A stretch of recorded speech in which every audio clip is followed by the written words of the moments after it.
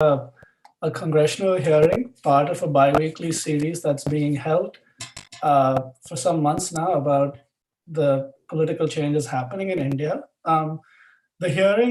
Today's hearing has been organized by a larger coalition of groups that have a concern about the declining state of democracy, human rights, and religious freedom in India. And I'm going to go ahead and list all the member organizations now.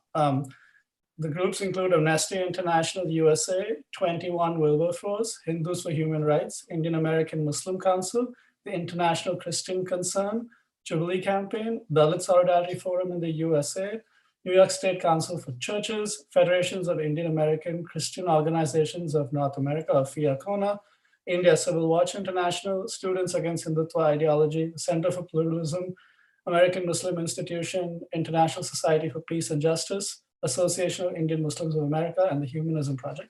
And as I said, this coalition every 2 weeks conducts congressional briefings on various political issues facing India today. Today's briefing is related, or at least takes us its jumping off point, the recent revelations of the Facebook whistleblower Frances Haugen and how that pertains to the situation in India. As the flyer for the briefing notes, Haugen has exposed how Facebook has enabled the spread of hate speech and violence against India's religious minorities and vulnerable communities, especially Muslims. Today's panelists, who are all experts in this issue, will speak at greater length about the way hate speech is playing out on Facebook's India platforms. And they'll underscore what Indian civil society actors have been saying for years, namely that Facebook is not just a bystander. It's been complicit in the spread of communal hatred and the rise of Hindu supremacism in India. And thus, anyone concerned about these developments should be holding Facebook to account. Each of the panelists will speak for 5 to 7 minutes, and I'll announce them. I'll give a bio of them before they speak. But to begin with, I'll just make some very, very brief remarks to perhaps set out the broader context. Now, in the US, Haugen's revelations, the US media seems to have largely focused on what implications that has domestically. However, Haugen herself has stressed that the real problems that Facebook has with hate speech are in the international context, in countries like Myanmar, Ethiopia, and above all, India, which is, in fact, Facebook's largest growing demographic with, I think, close to 330 million users now. The problem, as Haugen has showed, is that while only 10% of Facebook's users are North American, 87% of the resources that it puts towards content moderation and tackling hate speech goes to North America. So a country like India, which has the highest demographic, gets only a sliver of that remaining 13%. Now, hate speech in India, the Social Media Accountability Alliance, a civil society group based in India, puts the matter this way. There's a blatant disparity between how Facebook addresses hate speech in the US and its conduct in India, which has been marked by a total disregard for human rights of Indian users. Hate speech in India, of course, is an old problem predating against religious minorities and vulnerable groups, is no problem predating any kind of social media, but it has really been amplified and taken to a new level by social media platforms. There have been numerous well-documented instances of online hate leading to offline hate. None of this is new. Anyone who's been observing social media platforms for India for years has known there's just a tidal wave of hate speech on these platforms. What Haugen's revelations do show, however, is that Facebook has known about this all along. So it's not that this is an issue that's surprising for them. They have in fact conducted internal reports about hate speech problems in India and still chosen not to act. So the issue here is an issue of hypocrisy. Facebook is essentially putting its own financial concerns over the human rights situation in India. And this is a matter about which all our panelists in different ways will speak about today. So without further ado, I'll introduce our first panelist. Mithali Jain serves as the Deputy Director for Reset Tech, an organization that tracks long-term funding for civil society groups working at the intersection of democracy and technology. She is a lawyer, academic, and campaigner who has worked for over 2 decades to hold corporations accountable for human rights abuses. Today, she will open proceedings by speaking about the ways in which Haugen's revelations pertain specifically to India and the light they shed on Facebook's role in platforming Hindu supremacy. So, Mithali, with that, it's over to you.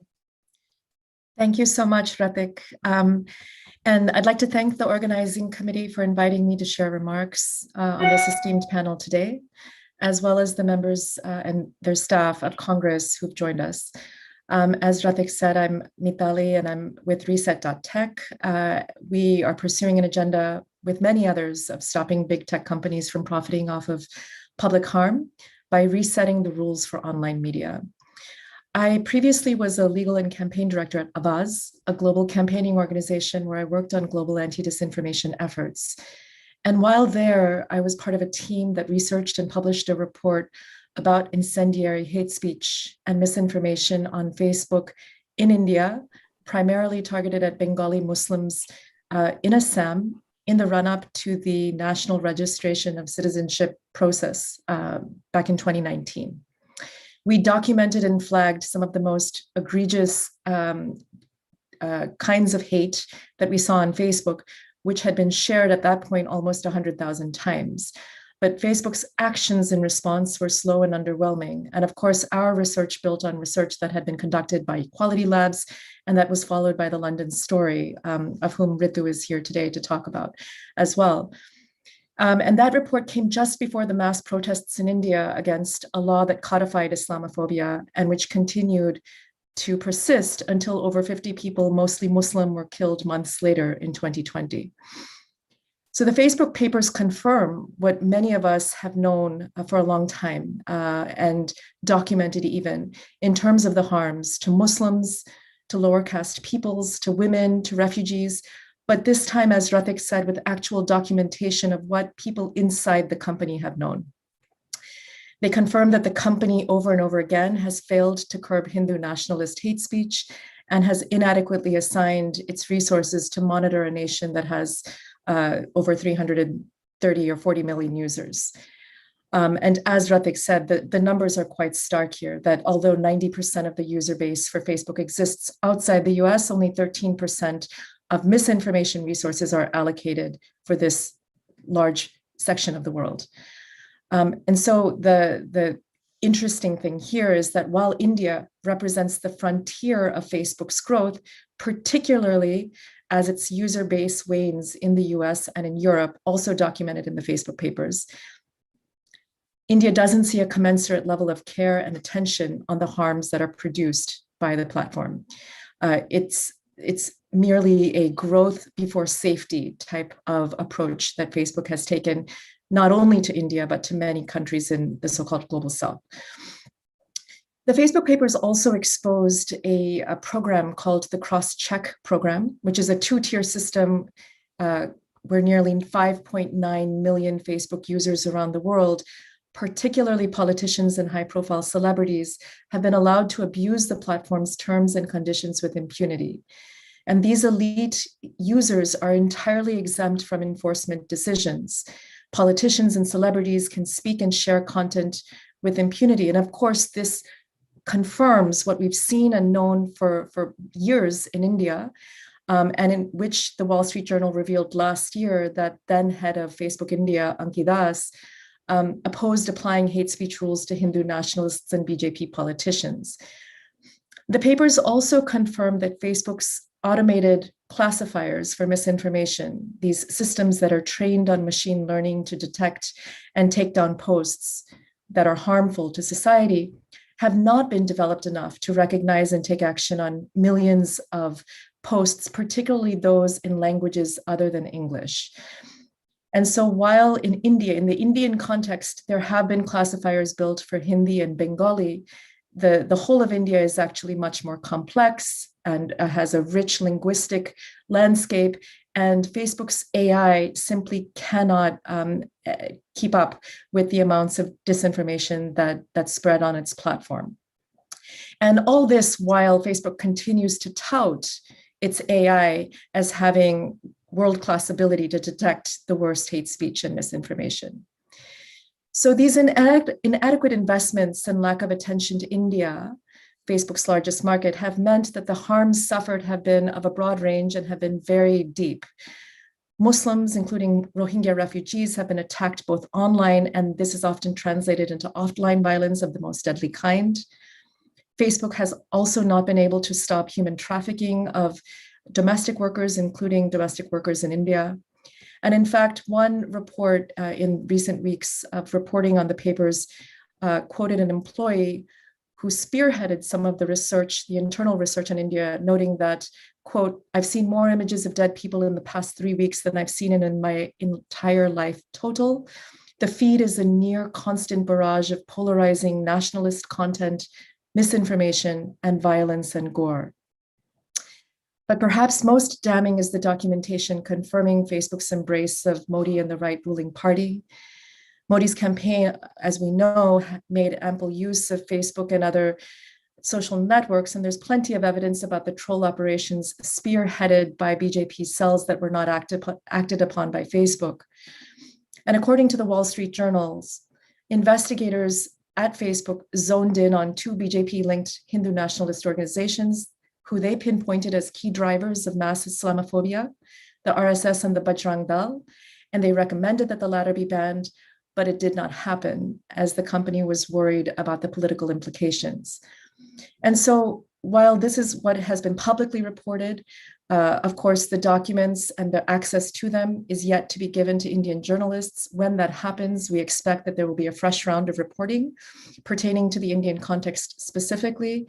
And it behooves us, I think, together to come together and to really understand the implications of this and what we can do, particularly in the US, using our platform and privilege to push for meaningful regulation that takes into account these very serious harms at the global level. Thank you. Thank you so much, Mithali. And just after each of our panelists speaks, there'll be time for a Q&A at the end. So if you have any questions, just hold on to it for that. Our next panelist is a journalist, writer, editor, publisher, broadcaster, documentary filmmaker. I'm probably leaving something out. Paranjoy Guha Thakurta is one of India's outstanding public intellectuals. In 2019, with the researcher Cyril Sam, he co-authored the book, The Real Face of Facebook in India, How Social Media Has Become a Weapon and Disseminator of Disinformation and Falsehood. The book shows how Facebook and WhatsApp have been complicit in promoting the interests of the BJP. Drawing on his journalism, Paranjoy will now speak about Facebook's institutional ties with the BJP.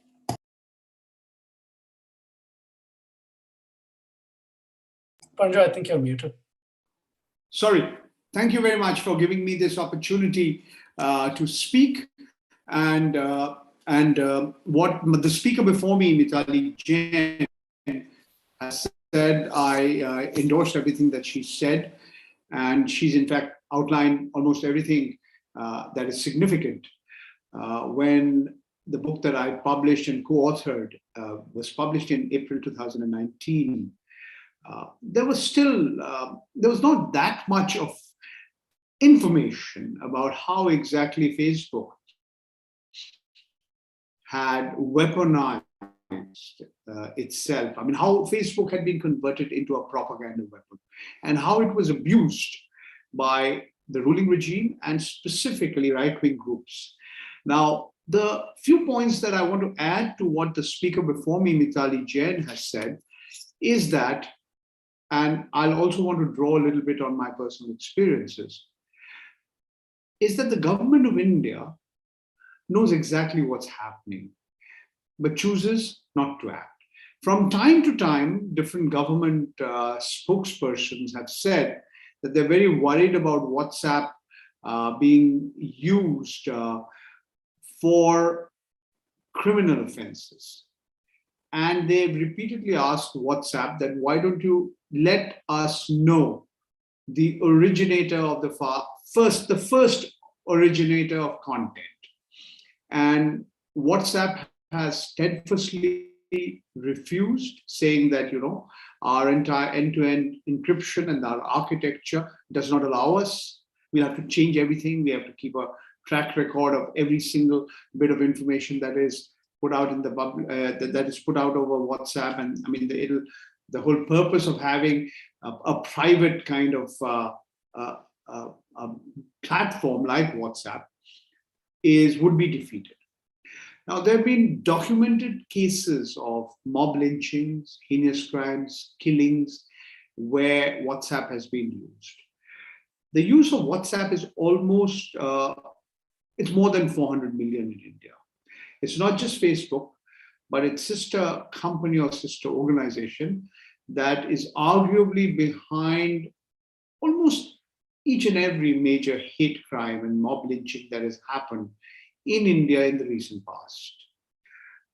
The numbers are absolutely shocking, are stupendous, as what Mitali has also pointed out.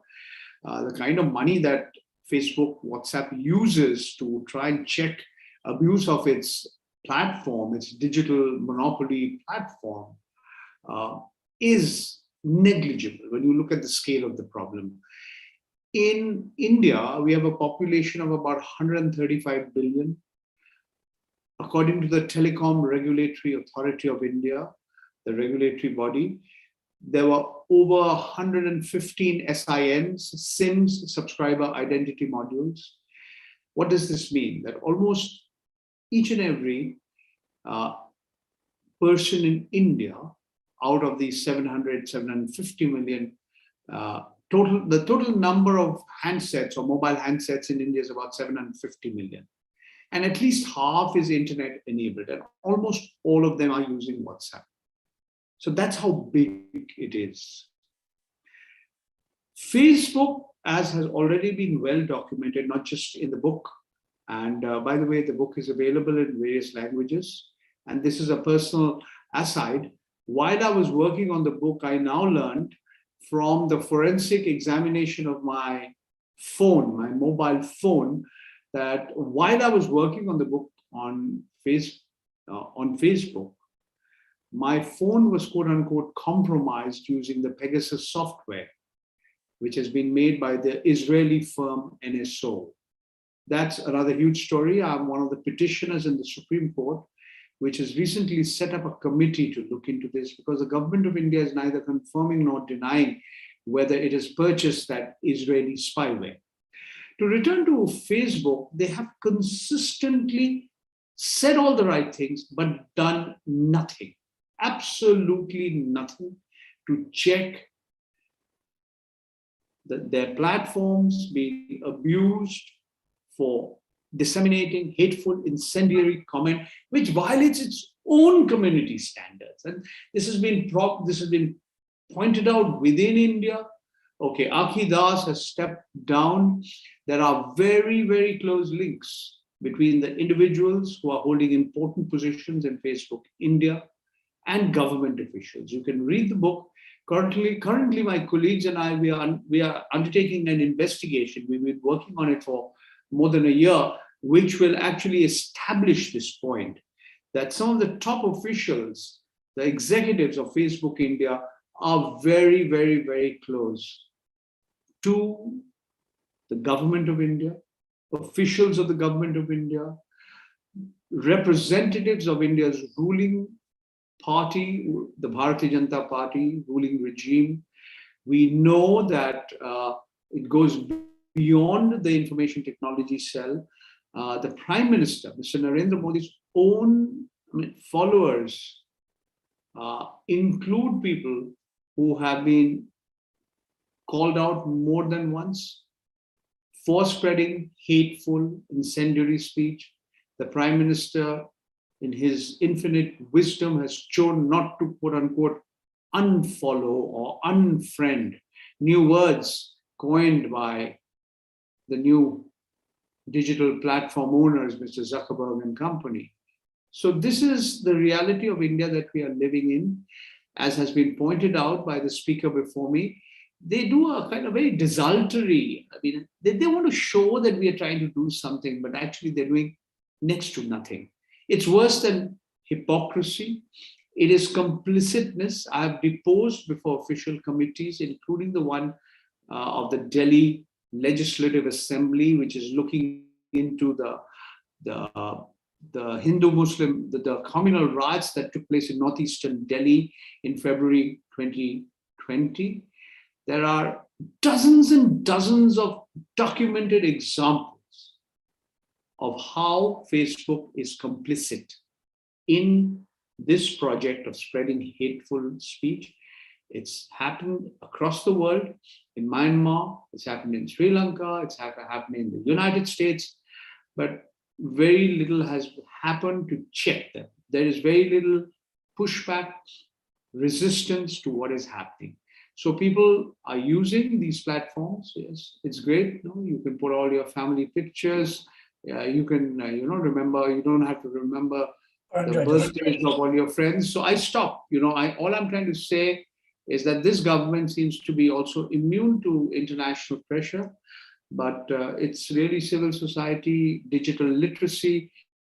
All of us who are working through very difficult times, we have to try and do our best to make people, to use Ravish Kumar's phrase, and I conclude here, half of India's population is below the age of 27. A very substantial section of it are growing up in quote unquote WhatsApp university.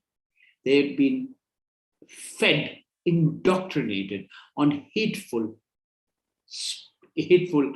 information propaganda. And things are, I can't emphasize how bad the situation is. I stop.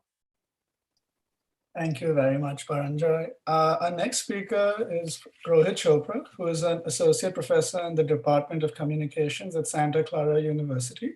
Before coming to academia, Professor Chopra worked for many years as a journalist and publisher in India. His books include The Virtual Hindu Nation, Saffron Nationalism and New Media, and Technology and Nationalism in India, Cultural Negotiations from Colonialism to Cyberspace. He will be speaking about the broader context of the Hindu rights use of the internet to spread disinformation and gain political power. Right. Thanks very much, Ratik. My thanks to the members of Congress, the organizations that have arranged for this important and vital briefing, and my fellow speakers who are sharing their perspectives today. I am a professor of communication at Santa Clara University, as Ratik mentioned, and I've been studying online Indian communities, particularly the Hindu right-wing online, for 2 decades now. And before that, I worked in the Indian internet industry as well. From 1998 to 2000, where I witnessed firsthand the emergence of what in the era of Facebook and Twitter has evolved into a bubbling cauldron of anti-minority hate. The recent revelations by Francis Haugen about Facebook strongly underscore the case that social media and online platforms share responsibility for the consequences of such hate in the Indian and other contexts, which consequences include physical violence and even murder. And as Ratik mentioned, I will speak about the larger landscape, but draw attention to what Facebook's role is in this larger canvas. From the very early days of the web in the 1990s, both in the Indian context and among global Indian communities online, including here in Silicon Valley, where I live and work, the Hindu right has weaponized cyberspace to propagate its supremacist ideology known to demonize minorities and to promote a dubious and factually inaccurate version of Indian history. This supremacist ideology known as Hindutva or Hindu nationalism, which closely resembles white supremacy and Islamism in many aspects, rejects both Indian traditions of religious pluralism and the constitutionally enshrined Indian state value of secularism. Hindu supremacism claims that India should belong to Hindus alone, that the Indian state should protect the rights only of Hindus, and that Muslim and Christian Indians are outsiders who do not belong to India. Accompanying these core beliefs is a whole set of dangerous and vile stereotypes about minorities as descendants of violent invaders, as groups that lack loyalty to India, and as communities that are engaged in conspiracies to undermine Hinduism through religious conversion. Now, since the 1990s, the internet has been a hospitable space and an extremely handy tool for the Hindu right to promote and amplify Hindu supremacist ideology. In the 1990s and 2000s, these themes were seen on countless websites dedicated to the Hindu right cause, as well as on listservs and discussion forums, many of which I was part of, and I studied at some point of time over 500 of these websites. Muslims in particular were routinely described as violent, treasonous, terrorists, and they were accused of perpetrating holocausts and genocides against Hindus from time immemorial. This pervasive online narrative laid the groundwork for the next stage of online anti-minority hate in the era of social media platforms. Misinformation on Facebook, Twitter, and WhatsApp, and attacks by a well-organized Hindu right apparatus were instrumental in generating support for Mr. Modi in 2014. With the election of the BJP-led government and the ascendancy of Mr. Modi to the Indian Prime Ministership in 2014, it is not an exaggeration to say that Hindu supremacism has become the de facto ideology of the Indian state.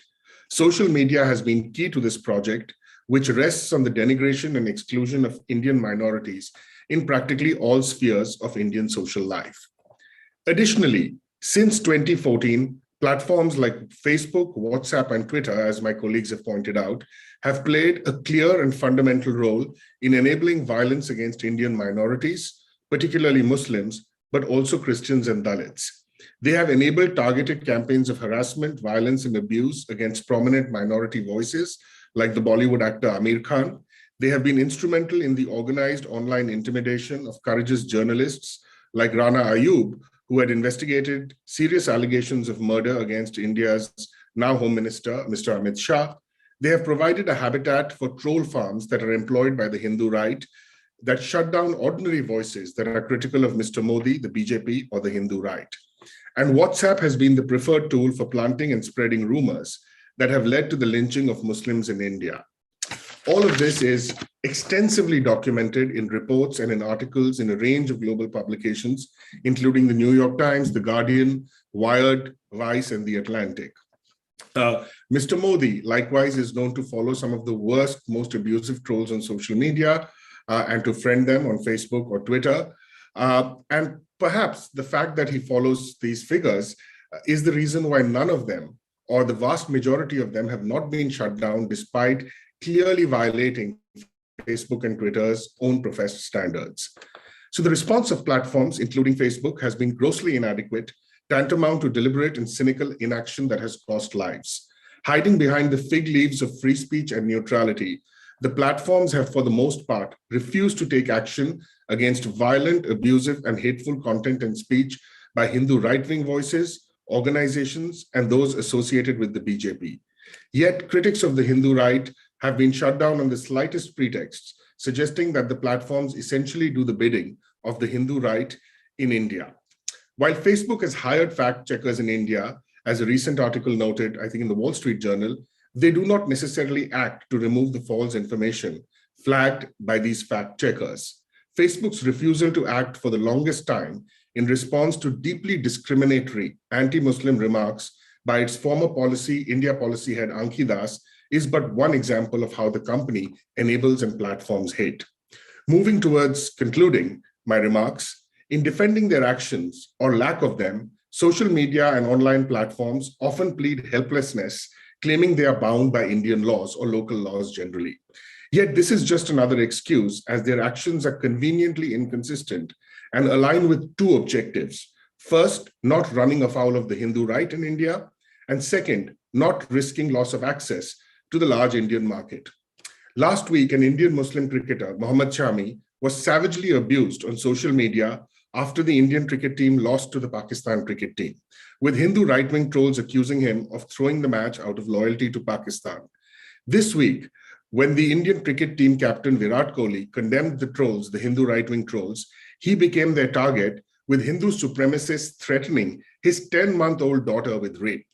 No social media platform has taken any action against the accounts from which threats against either Mr. Shami or Mr. Kohli have been issued. In conclusion, it is not hyperbole to state that in the Indian context, social media platforms already have blood on their hands. The platforms do have the power to make change. BJP leaders were rattled when Twitter deplatformed Mr. Donald Trump. Facebook, arguably more than others, is responsible, given that WhatsApp is part of the same family and has been directly implicated in lynchings of Muslims. It is extremely urgent that these platforms do not be allowed to contribute to more violence in the Indian context, whether against the most precarious and vulnerable Indian communities, or indeed against anyone who runs afoul of their supremacist politics. Thank you.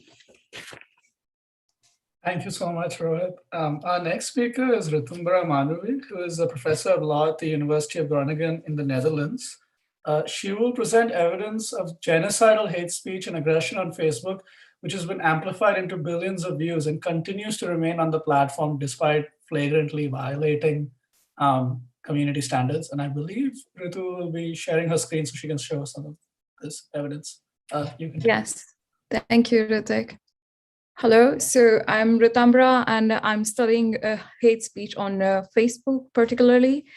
And I just want to underscore first what the speakers ahead of me have stated, that in India, Facebook is absolutely not bothered in taking down hateful content despite it going against its policies. Yesterday, we had a report coming out from Times, and we shared some of our evidence with the Time on what we found on Facebook. And I would like to show you this evidence as well. So when it comes to Facebook, since last 1 year, we have been tracking Facebook pages which are actively spreading genocidal hate towards Indian Muslims. And we categorize these pages based on their influence, their type of narrative, and their links to the real world potential of gathering mobs and, calling for mob lynching kind of activities. Most of the times, these actors are actually using Facebook Live to gather such mobs. The image that you see on my screen is just the interaction from one such list that we created. So we had over 500 pages. And this list that I'm showing you has only 27 pages, and they have generated a video view of over 1 billion views in the last 2 years time period. So you can see how intense this problem is in India. What kind of things is this narrative building, and what kind of things these actors are sharing? If I can walk you through that, perhaps. Sorry, I'm just going to present this.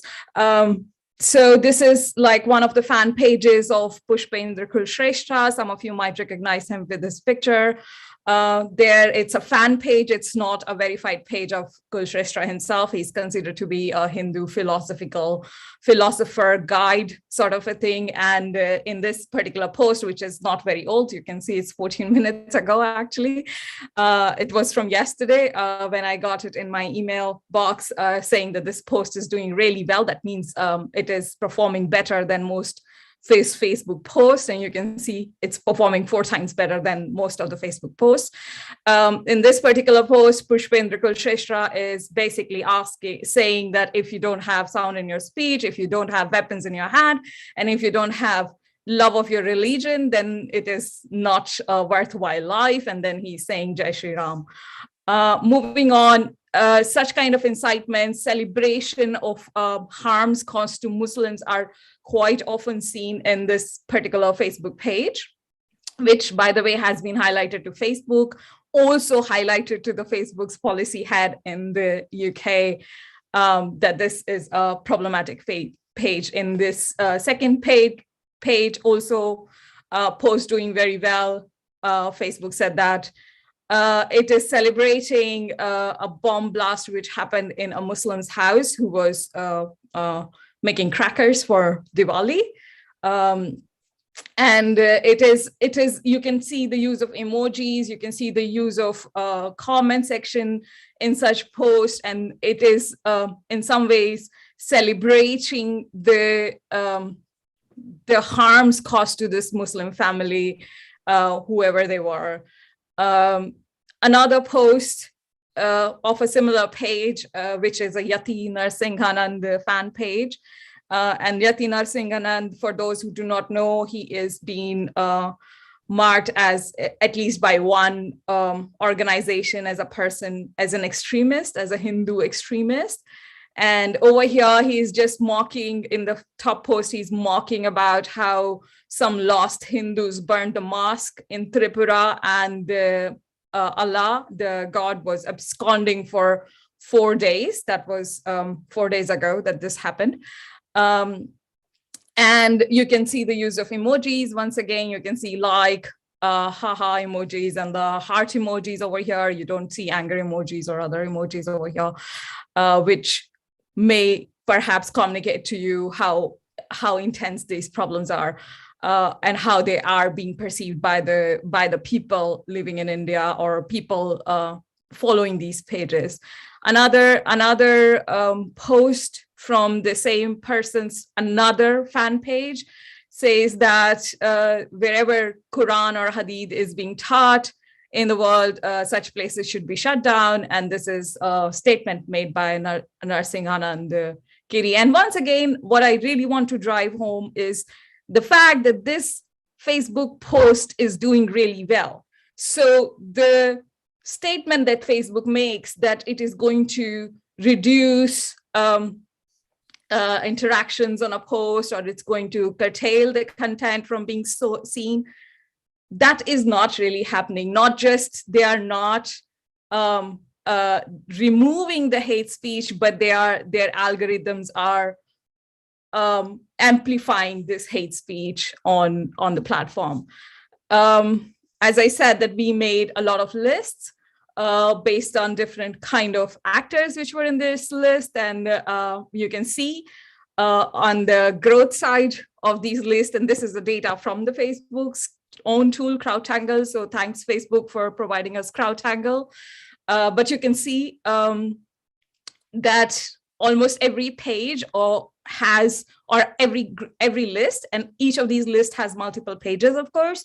Every list has shown certain level of growth, except the RSS, because of course in the last 12 months, RSS has been talked about a lot in context of Facebook. So you can see RSS has a reduced growth rate, but all the other pages has a really high growth rate, especially the 27 pages that we picked up, which I showed you, which had 1 billion views. It has 1,000 plus growth rate, almost touching to 2,000 plus growth rate in the past. Then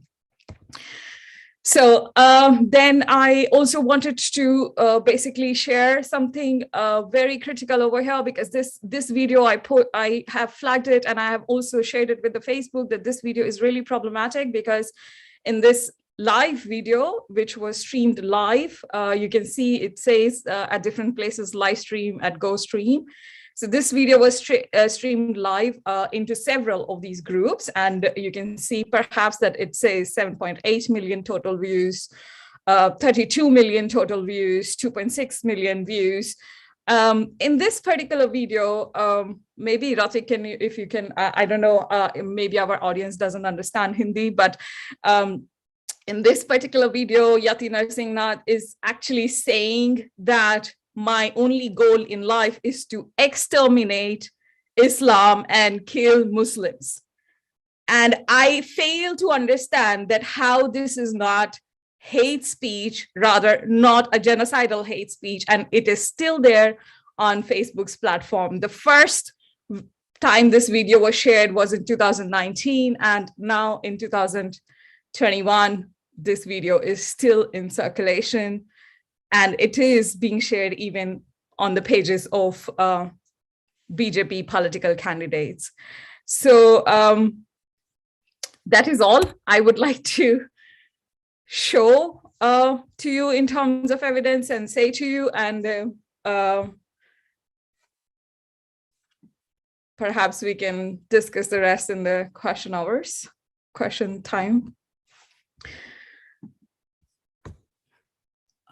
Thank you so much for that hard evidence, Ritamara. It's quite horrifying. Our last speaker is Professor Samina Salim, who's an associate professor in the Department of Pharmacological and Pharmaceutical Sciences at the University of Houston.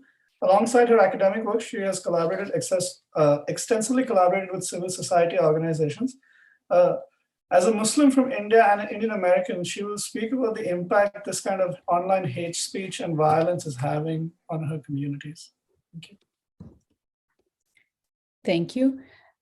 Salam, namaskar, and a very good afternoon to you all.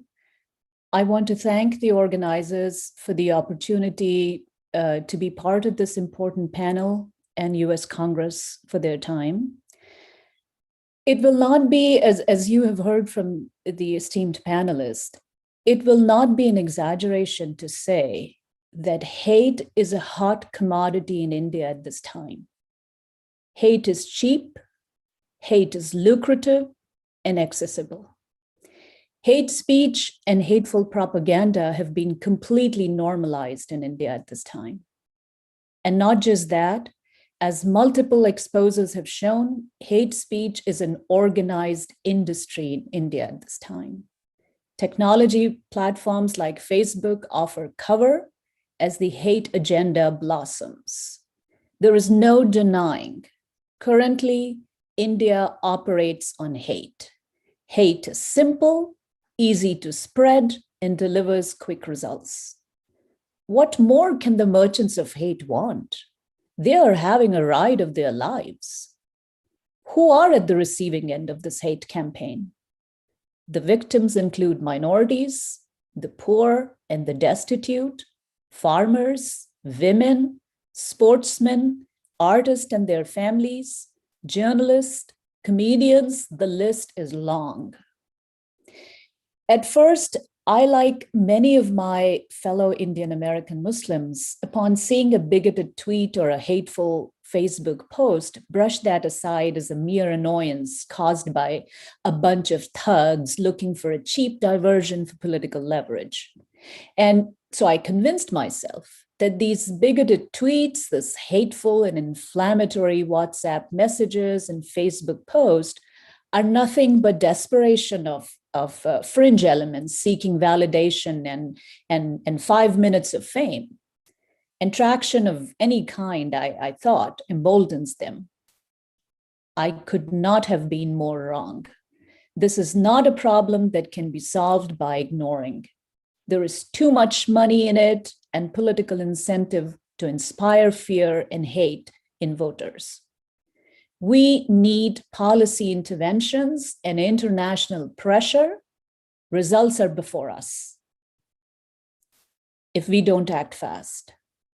Lynching after lynching, pogrom after pogrom, fake scandals, frivolous charges, gross misinformation.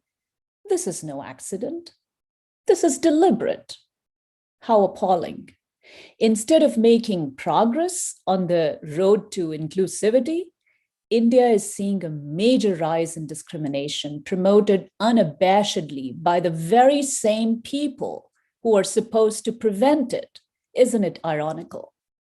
Genocidal phrases like termites, virus, invaders, killers, and other inflammatory verbiage is all too frequently used as taglines and speech points by current leadership.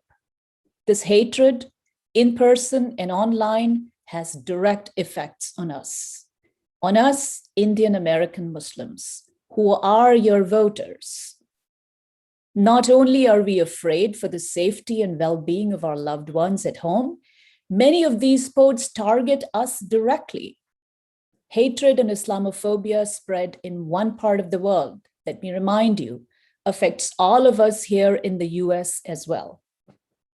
And the alarm bells are ringing, and warning signs are everywhere. History will judge us, brothers and sisters. The online language is genocidal. The threats are real. If the US Congress does not force social media companies to act on hate speech, we are likely to see more violence, atrocities, and God forbid, another genocide, which the world cannot afford. The time to act is now. The world cannot afford to have India, which once took pride in declaring itself a unique pluralistic society, become a country that is consciously and strategically making way for a dangerous, self-annihilating ecosystem which craves to survive on pure hate. Why it matters to us? I've asked this question many times, and I will tell you why this matters to us Indian American Muslims. It matters to us because India is where our roots are. That is where our memories live. The mornings of Aarti and Azan, afternoons of Kirtan, Shabad, Milad, diyas of Diwali and Suhoor of Ramadan. This composite culture is part of our DNA. There is no denying.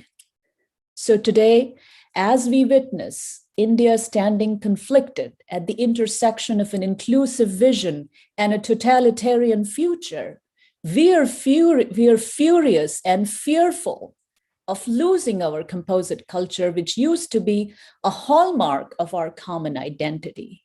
We are fearful that those that are promoting this hateful agenda in India are importing the same to the United States. Time will tell whether the Indian values of tolerance prevail or fascism flourishes. I applaud the journalists, social activists, and civic leaders who are risking their lives in pursuit of truth. They are the saving grace of the current hateful period of modern Indian history. More power to those brave men and women. Thank you. Thank you very much for your moving testimony, Professor Salim. Before moving on to the Q&A, as the coalition organizing this hearing, we wanted to make a few explicit demands to the US government, and I'm going to go ahead and read them out now. We have 3 central demands. The first goes, the Haugen revelations have made clear that Facebook cannot be trusted to be honest with the public or with governments or even with its own investors. It's thus time for the US government to step in and mandate transparency and access to Facebook data for public audits of its efforts to combat hate speech. 2, more generally, there needs to be clear regulations that separate the business side of Facebook's operations from its content moderation so as to ensure that political considerations do not interfere with preventing hate speech and safeguarding human rights. The US government should pass legislation to this effect. 3, since Facebook cannot be relied to self-regulate, regulations must mandate that AI mechanisms used to track hate speech, as well as the policies used by human content moderators, should be made transparent and accessible to government and civil society and be improved in continuous consultation with them. There are other organizations, including the Social Media Accountability Alliance in India and Facebook Logout in the US, who have made direct demands more directly from Facebook to change its content moderation policies, and we recommend that Congress people go look at them. So that takes care of the presentation part of today's hearing, and we can move on to the Q&A now. I think the questions are posted in a chat box that says Q&A and are quite general at the moment. We have about 5 to 7 minutes. So I was wondering if any of the speakers, if these questions stood out to them, they can address them directly. If you want to start now, if not, I can read out the questions and we can take it from there. Radvik, I also see Mike Kahau's hand is up. So maybe we can take his question live. Yes. Mike, do you want to unmute yourself and raise your question?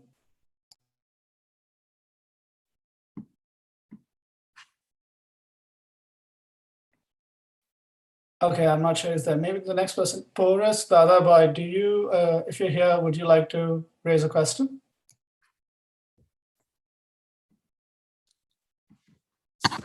I can speak to maybe one of the questions, which about what Indian American organizations are doing, and then very briefly speak to Mike's question as well. So I think, let me just, so what are, yes, it's from a staffer in Congress working on the issue. We wanted to know what Indian American communities are feeling about all these developments and how much concern is there over these issues. And I would say that there's a section of the Indian American community which is very concerned. There are civil society organizations like Hindus for Human Rights that are doing excellent work. Unfortunately, there are also some groups that are extremely sympathetic to Mr. Modi's ideology and Hindu nationalist ideology, like the Hindu American Foundation, despite their claim that they are not partisan and despite their use of woke language and their very problematic claim to speak for all Hindus. They have have amplified some of these targeted messages of hate. They have filed intimidatory lawsuits against academics, claiming that these academics and civil society organizations have misrepresented them. And while I certainly don't mean to make a generalization about a community which surely has the right to its diversity of views, including supporting Mr. Modi, I do want to point to fundamental hypocrisy in organizations and individuals who in America support minority rights, support secularism, want to benefit from and seek to benefit from policies that protect minorities, whereas in India, they want India to be a majority Hindu state. They seek to deny rights to minorities, especially Muslims and Christians, but also Dalits. So this is just absolutely galling hypocrisy of the worst kind. And they are now resorting even to all kinds of intimidatory tactics to shut down criticism of them, just as they also want to shut down criticism of Hindu nationalism. Regarding Mike's question, I'm going to punt on that. I do not know what the legal liability of Facebook is. I think maybe someone who's a lawyer would be well equipped to answer that. But Mike, it's very nice to connect again here. If I can, or Mitali can. Yeah. Okay. So in terms of the legal liability of Facebook, of course, in the US, it's sort of very limited because of the freedom of speech rights. But we are, like in Australia, there has been litigation against Facebook on hate speech against Muslims, Islamophobia specifically, and it's an ongoing litigation. And there are similar litigations which are being explored also in the European Union and other parts. And even in the US, actually, we were IAMC together with TLS, London Story, and ACLU. We are sort of trying to see what are the possibilities which are there. And until then, it'll be nice to have a strong set of evidence of things being flagged to Facebook and Facebook not doing anything, and such things reeling into further mob lynchings and mob actions in India or any other spaces. So yeah, Mitali, feel free to add. Yeah, I think Ritu, you're right. I think what this particular moment adds to the conversation that's been ongoing for years about liability is that we have documentation. So without knowing yet exactly what documents are in the trove pertaining to India, we don't have a clear sense of whether that documentation can be used to stand up a case. But I suspect that's going to be one of the projects that's undertaken in the next few months to really investigate whether those documents corroborate theories of legal liability. If I may, I'd also just like to echo what Rohit said about diasporic communities. I think this is a very, very important point. And it's actually not limited to Indian diasporic communities. We have seen in other communities as well, for example, the civil war that's been waged in part in Ethiopia on Facebook has also been amplified by diasporic communities in the US. Using Twitter, using Facebook, etc. So it is something that I would say to staff of members of Congress needs to be reckoned with, in that the problem is not geographically constrained to certain countries, that the outspillings of that occur in diasporic communities, but that nevertheless, we need to pierce through that and identify what some meaningful opportunities could be for regulation and demands from Congress to these platforms. May I make a few observations? I agree and endorse with everything that's been said by the speakers on this platform. In fact, I find there's no dissenting voice, at least in this group. Everybody's agreeing with everybody. I just want to add a few observations here. Firstly, Facebook has not only not taken action against those who have disseminated free speech, it has in fact taken action against those who have been calling them out, who have been pointing them out. Just as its own reports about the posts that have been taken down or posts that have been blocked. You see, there's a distinct bias in the way certain political groups and certain ideological groups have been singled out, ostensibly to show how they are taking action. The other observation I want to make is that this is common knowledge. I happen to know Pushpendra Kulshrestha rather well. He used to hold an official position in the Press Club of India. And this man is a classic case of in the Modi era.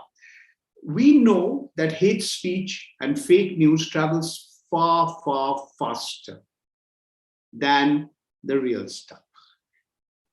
Facebook's business model is predicated on whatever posts, whatever messages come out, on virality. They want advertising, simple. They're looking at potential advertisers.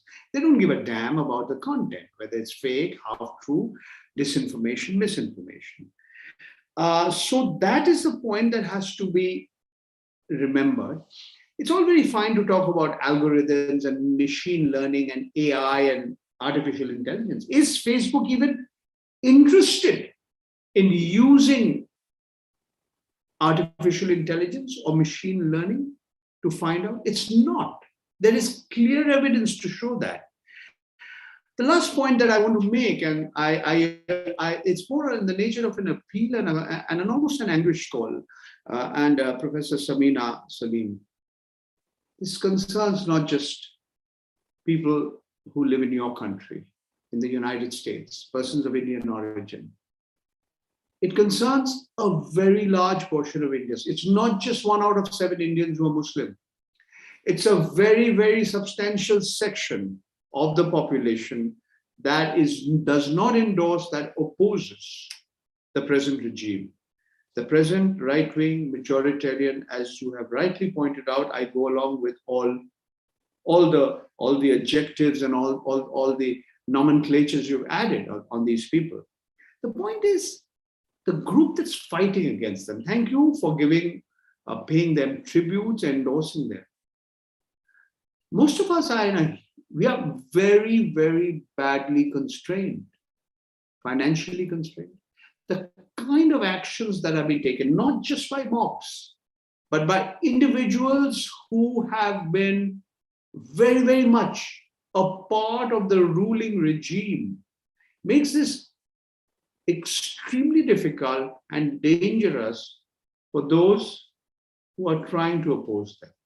And it's not only we need the support, not just of the US Congress. This government doesn't give a damn about international opinion. I mean, the giant digital monopolies are hand in glove with the biggest privately owned enterprises in this country, including the one headed by Mr. Mukesh Ambani, Jio Platforms. I mean, Facebook has invested big bucks in it. I mean, he happens to be India's richest man, Asia's richest man, one of the world's richest men, owner of a huge media organization. So the problem is actually even more dangerous, even more difficult to contain and constrain than what all of you have said. And yes, we are going through a very, very dark, very, very dangerous, and a very, very difficult period in the history of a country that even today claims it's the world's largest democracy. I can go on, but I'll stop. I have one last question, and Mitali, I was hoping you could take this. It's come to the chat. And the question is, what consequences should Facebook face now that these revelations have come in light? And it's become common knowledge that they have been willfully turning a blind eye towards hate speech. It's a good question. I think it's a question that many people are asking right now. But I think one answer that's very clear is that it should not be more of the same. There has been a number of findings over the years without meaningful response by either Facebook itself or enough concerted action by governments, and that needs to change. Now, we know that Facebook has already tried to deflect some of this media coverage by the furor around its change to Meta, its name change, and it's been deflecting some of that attention. So I think it falls on us, as it always has, to redouble our efforts to make noise, but to make noise now armed with evidence of the complicity and of the knowledge, And I think it really behooves governments to kind of come together and to act in regulation. Now, I know in the US that the regulatory landscape is more dispersed, but I would really urge this as a moment to unify members of Congress around a common agenda to regulate big tech. And certainly in the UK and in the EU, that legislation is already apace with the Online Safety Bill and the Digital Services Act. And I believe that these revelations are just going to incentivize those policymakers to keep going. But I really think, because we're talking here specifically to the US regulatory landscape, that I would urge members of Congress to come together and to unite over the kinds of divisions that exist, and to pursue common lines of regulation that can actually see some light of day, before long. Thank you so much. I've been alerted to the fact that we've run over time, so we will not be able to take any more questions. And once again, like to thank all our panelists for being with us today. Thank you so much for your insights, and thank you to everyone in attendance. I believe a version of this video might later be accessible for sharing, but you can reach out to us to find out more about that.